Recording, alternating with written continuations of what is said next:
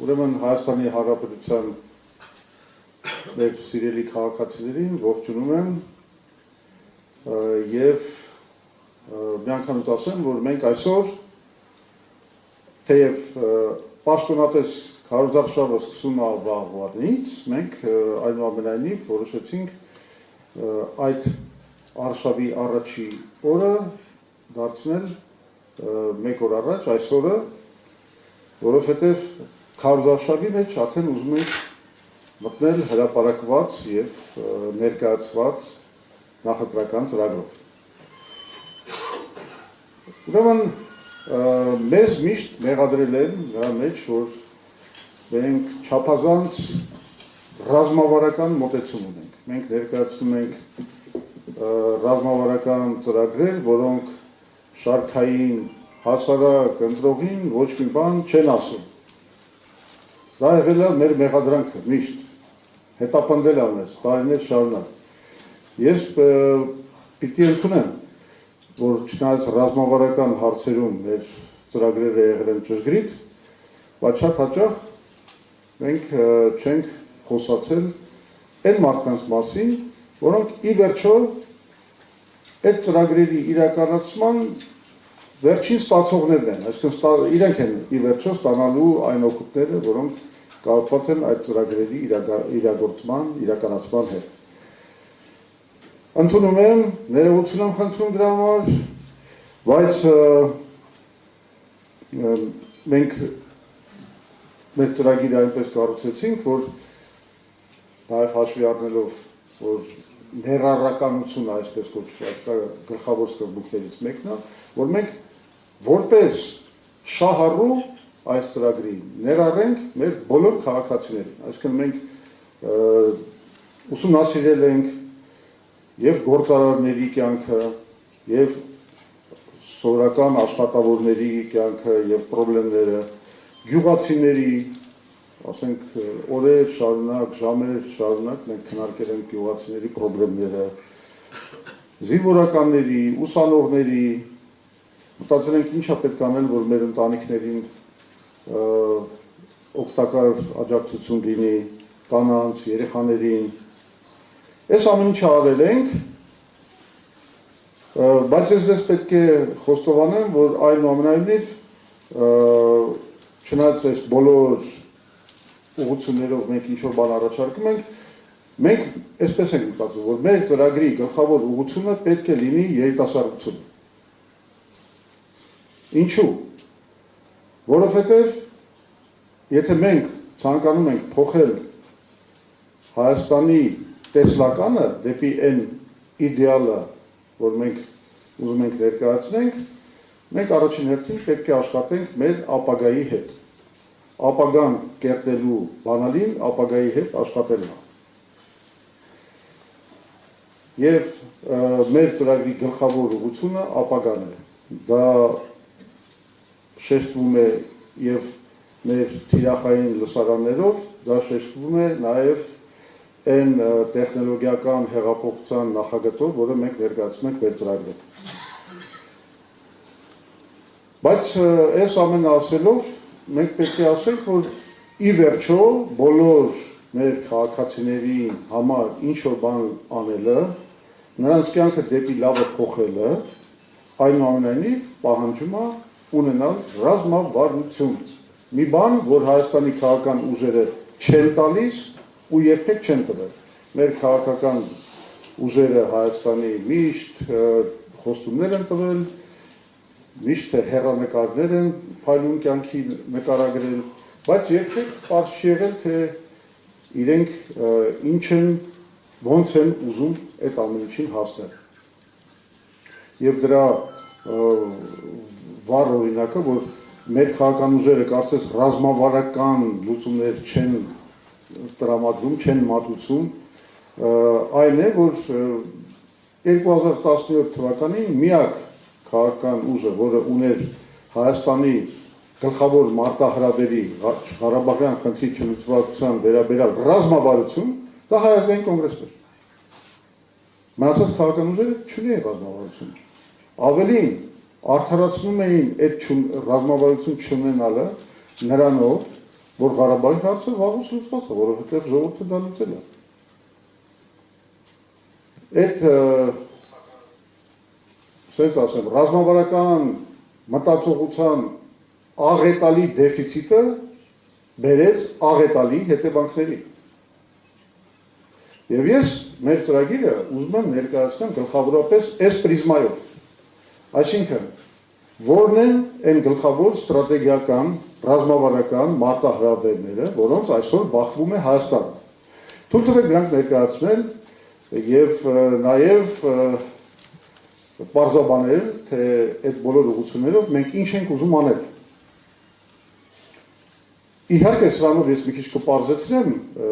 բոլոր դետալներին չեմ անդրադառնա, բայց այնուամենայնիվ գլխավոր խնդիրներին ուզում եմ անդրադառնալ։ Ուրեմն, առաջին ստրատեգիական, ռազմավարական մարտահրավերը, որին մենք բոլորս բախվում ենք, դա խաղաղության հարցն է։ Բոլորս հասկանում ենք, որ եթե մենք ուզում ենք մեր սերունդներին բարեկեցություն, բարգավաճություն, չգիտեմ, անվտանգություն, վստահելի հայացք դեպի ապագա պարգևենք, դրա համար պետք է առաջին հերթին ապահովել խաղաղության հարցը, մեր անվտանգության հարցը։ Եվ այստեղ մենք պետք է պատասխանենք գլխավոր հարցին։ Ըստ էության հիմա պայքարում են երկու կոնցեպտ։ Մեկը դա խաղաղության փաշինյանական կոնցեպտն է, որը եթե մենք շատ ուղիղ բացենք, դա հետևյալն է։ Մենք կհասնենք խաղաղությանը, եթե Ադրբեջանը դառնա Հայաստանի տերն ու տիրակալը։ Եկեք իրերը կոչենք իրենց անունները։ Ուրիշ բան չի ասվում Նիկոլ Փաշինյանի կողմից։ Այսինքն խաղաղության բանալին նրանք փնտրում են նրա մեջ, որ ինչ Ադրբեջանը մեզանից ուզում է, մենք պետք է անենք։ Սա է իրենց խաղաղության բանալին։ Սա իհարկե նախ որպես հեռանկար մեզ համար անընդունել է, որովհետև այդ դեպքում ուր է Հայաստանը, եւ երկրորդը, երբ որ իրենք փորձում են, ինչպես Չերչիլն էր ասում, ընտրություն կատարել նվաստացման եւ պատերազմի միջև, եւ ընտրում են նվաստացումը, ստանում են սկզբից նվաստացումը, իսկ հետո միևնույնն է պատերազմը։ Այսինքն այս կեղծ մի բան է, խաղաղություն է, կեղծ բանաձև է, վտանգավոր բանաձև է, որը ասում եմ այլ նպատակի մեջ չի բերելու, քան Ադրբեջանի տերն ու տիրակալը դառնալը։ Իսկ երբ որ դառնում է տերն ու տիրակալ, արդեն մենք չենք որոշում մեր հարցերը, որոշելու Ադրբեջանը։ Եվ այսօր մենք դրա բոլոր դրսևորումները տեսնում ենք։ Այսօր մեզից պահանջում են անկախության հռչակագիրը հանել, մեր երկրի գլխավոր փաստաթղթից, համարժությունից, շատ լավ հասկանալով, որ խարխլում են դրանով մեր անկախ պետականության վերստեղծման իրավական հիմքերը։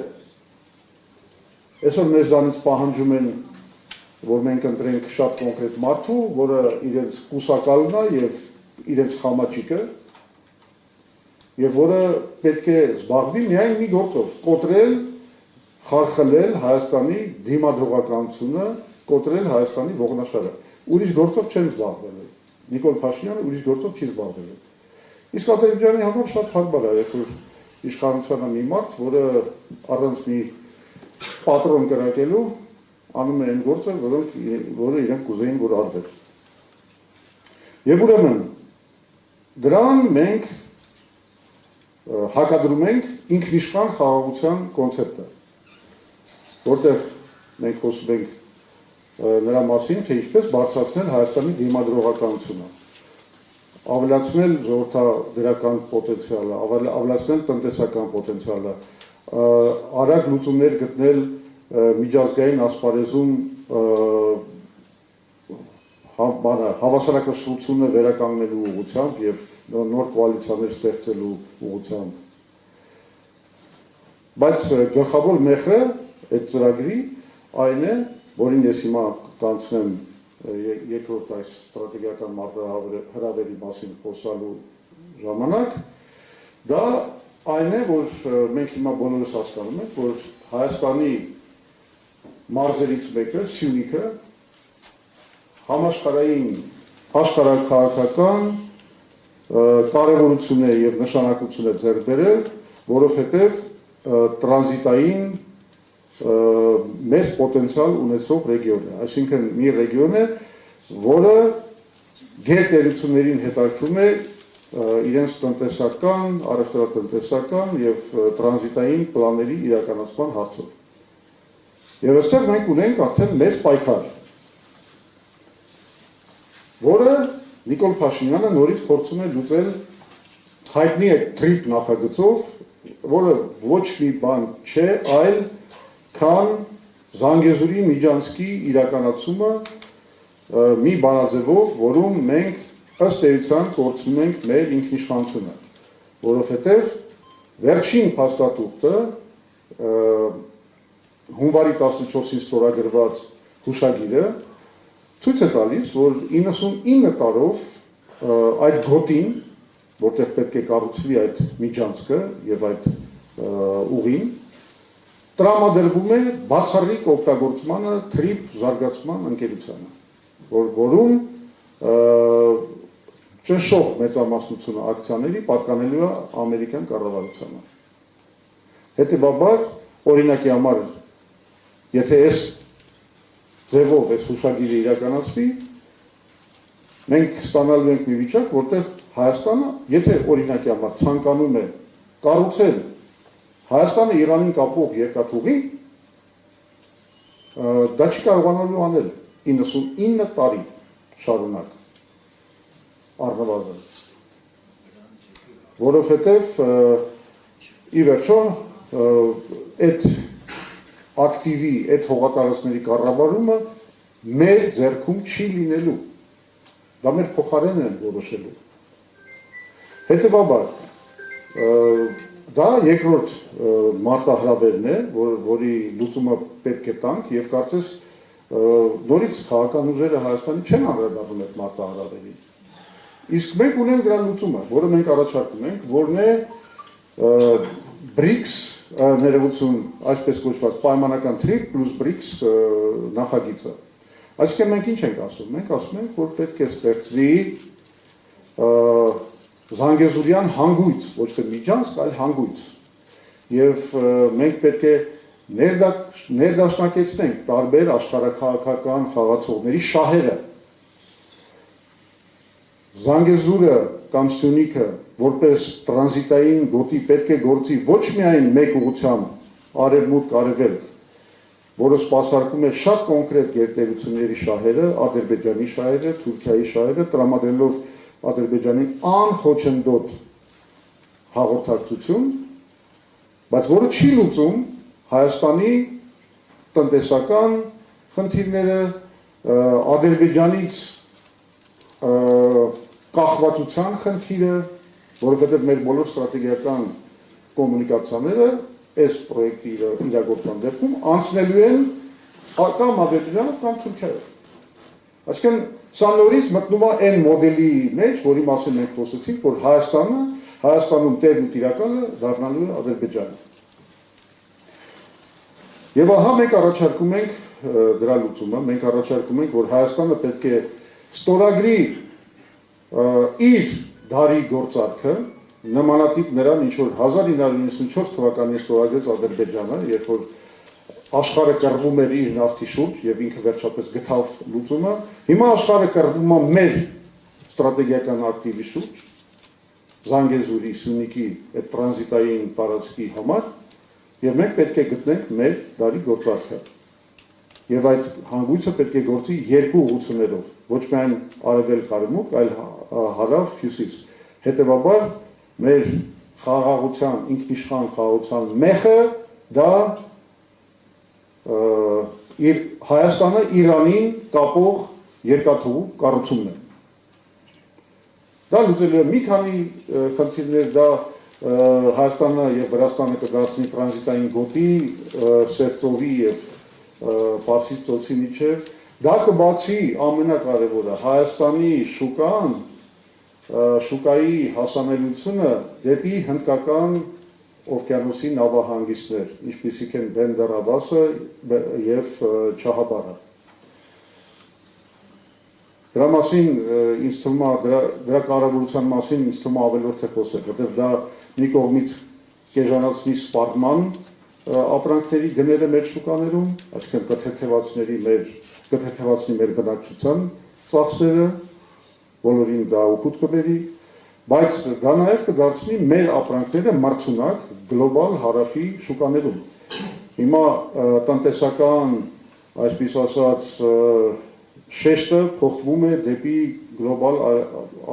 արևելք, գլոբալ հարավ ներողություն։ Իսկ Հնդկաստան, Ինդոնեզիա, Չինաստան, Վիետնամ եւ այլն եւ այլն։ Այսինքն կապը այդ երկրների համար, այդ երկրների հետ Հայաստանի տնտեսության մրցունակության տեսակետից ամենակարևոր խնդիրներից է։ Եվ ես նորից եմ ասում, սա վերացական խոսակցություններ չեն, այս պրոյեկտի իրագործումը ամեն մեկը Հայաստանում կզգա իր մաշկի վրա, կզգա ինչքան իր կյանքը լավանում է, ինչքան է ակտիվանում տնտեսությունը Հայաստանում եւ ինչ կարևոր դերակատարություն է սկսում ստանձնել Հայաստանը տնտեսական աշխատանքի միջազգային բաժանման մեջ։ Երրորդ խնդիրը մենք կարծում ենք էլի շատ լուրջ խնդիր է, դա մեր տնտեսական անվտանգության խնդիրն է, որտեղ ամենակարևոր խնդիրը մեր էներգետիկ անվտանգությունն է։ Դրա մասին ավելի մանրամասն կխոսի Արամ Մանուկյանը, բայց ես ընդհանրապես ուզում եմ հետևյալ շեշտադրում անել, որ չգիտես ինչի մեր հասարակության, մեր հանրության մեջ կա ասենց մի հատ հանգստության մի հատ վիճակ է կապակցությամբ, կարծես բանա ամեն ինչ այսպես կա եւ լինելու է առանց դրա մասին մտածելու։ Մինչդեռ մենք պետք է հասկանանք, այսօրվա տնտեսական կայունությունը Հայաստանի խարսխված է մի պարզ փաստի վրա, որ մենք երևի աշխարհում ստանում ենք միջազգային շուկայում ամենաէժան գազը։ Սա այն խարիսն է, որի վրա այսօր մեր տնտեսության կայունությունը ուղղակի հիմնվում է։ Եվ պարզվում է, երբ որ ամբողջ աշխարհը հիմա էներգետիկ ճգնաժամի մեջ է, երբ որ Եվրոպական միությունը, որը կարծես մեզ պետք է օգնի, ինքը օգնության կարիք ունի, որովհետև վառելիքի եւ էներգետիկայի գները այնտեղ այն աստիճանի են բարձրացել, որ դա արդեն բերում է ճգնաժամային երևույթների։ Այդ վիճակում մենք չենք մտածում, որ այս մեր հանգստությունը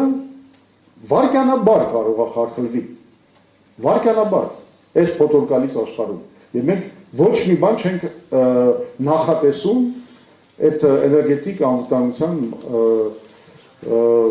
խնդիրները ապահովելու համար։ Մինչդեռ, ասում եմ, սա ամբողջ աշխարհը հիմա մտածում է նորից վերադառնալ դեպի ատոմային էներգետիկա, մտածում են այդ պրոյեկտները ոնց իրականացնեն, եւ մենք չմոռանանք, որ Հայաստանը կանգնած է նույն խնդրի առաջ, որտեղ մեր ատոմակայանը մաշված է, այն պետք է ոչ թե փոխարինվի կամ վերանորոգվի, ուղղակի պետք է նոր ատոմակայանի ստեղծում։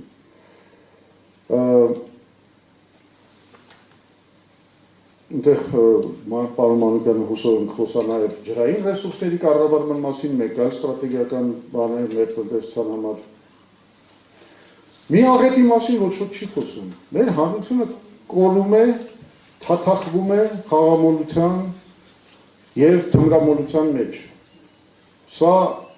ամենաահավոր վնասն է, որ կարող ենք մենք կրել, բացի այն վնասներից, ինչ որ ես արդեն խոսեցի, որոնք առաջնային են։ Ու դա հիմնականում կապված է մեր ապագայի հետ, մեր երիտասարդների հետ։ Միլիարդներ դոլարների մեր Հայաստանի քաղաքացիները պարտվում են on-line կազինոներում, ընկնում են պարկի մեջ, քանդում են ընտանիքներ եւ այս ամեն ինչը իսկապես մի մեծ քար է գցում Հայաստանի ապագայի եւ մեր զարգացման հեռանկարների վրա։ Մենք պետք է գիտակցենք այս աղետի մասշտաբը եւ պետք է քայլեր ձեռնարկենք այս աղետը կանխելու նպատակով եւ մեր ծրագրում դրան նվիրված է շատ լուրջ տեղ եւ անգամ մենք խոսում ենք բացի սովորական մեթոդներից, որոնք տարբեր երկրներում արդեն ապրոբացված են, փորձարկված են, մենք խոսում ենք բարձր տեխնոլոգիաներով, մասնավորապես արհեստական բանականության մեթոդների մասին, որ կարող է օգտագործվել այս չարիքի դեմ պայքարում։ Եվ վերջին մեխը, եւ ես կարծում եմ շատ կարևոր է հասկանալ նաեւ այս ստրատեգիական խնդիրը, դա տեխնոլոգիական հեղափոխության մեր նախագիծն է, որը լուծում է ամենակարևոր հարցը։ Այսօր աշխարհը դա առաջին հերթին տեխնոլոգիական աշխարհ է։ Այսօրվա աշխարհի տնտեսությունը դա առաջին հերթին տեխնոլոգիական տնտեսություն է։ Ով հետ է մնում տեխնոլոգիաներից, նա հայտնվում է այդ իմ արդեն նշված համաշխարհային տնտեսական աշխատանքի բաժանման գործում ամենացածր օղակներում։ Իսկ դա նշանակում է մենք հայտնվելու ենք աղքատների շրջանում։ Եթե մենք ուզում ենք լինենք հաջողակը, հարուստը, բարգավաճողը, բարեկեցիկը, մենք պիտի լինենք այդ համակարգի վերին օղակում, ինչը նշանակում է, որ մենք պետք է անմասն չլինենք, ավելին դեռ մի բան էլ առաջ ընկնենք աշխարհի տեխնոլոգիական առաջընթացում։ Իմացեք, ոչ մի երկիր իր տեղը արևիկտակ չի գտնելու, եթե չունենա գոնե ինչ-որ խորշային տեխնոլոգիաներ, որոնցում այդ երկիրը բոլորից առաջ է։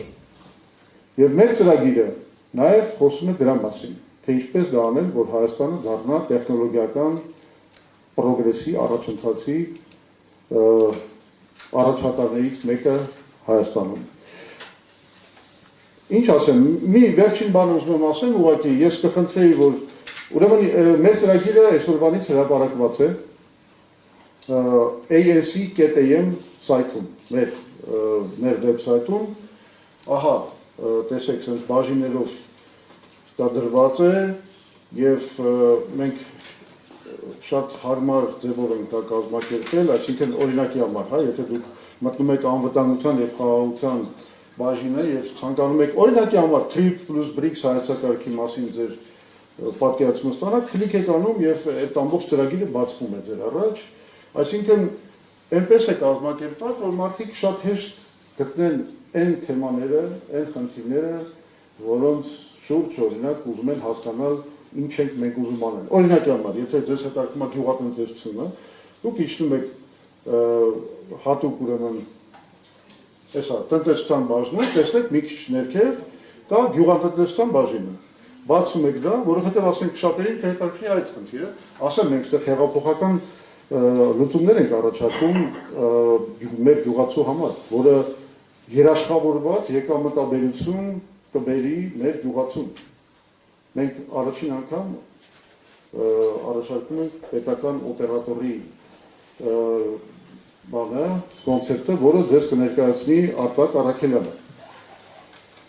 այդ հեղինակներից մեկը։ Այստեղ իդեպ բանակային ռեֆորմի հեղինակը պիտի լիներ գեներալ-մայոր Իշխան Մաթևոսյանը, բայց ինքը այսօր մի քիչ առողջական վիճակը լավ չէր, չուզեցավ ձեզ բոլորին բարակի եւ դրա համար այսօր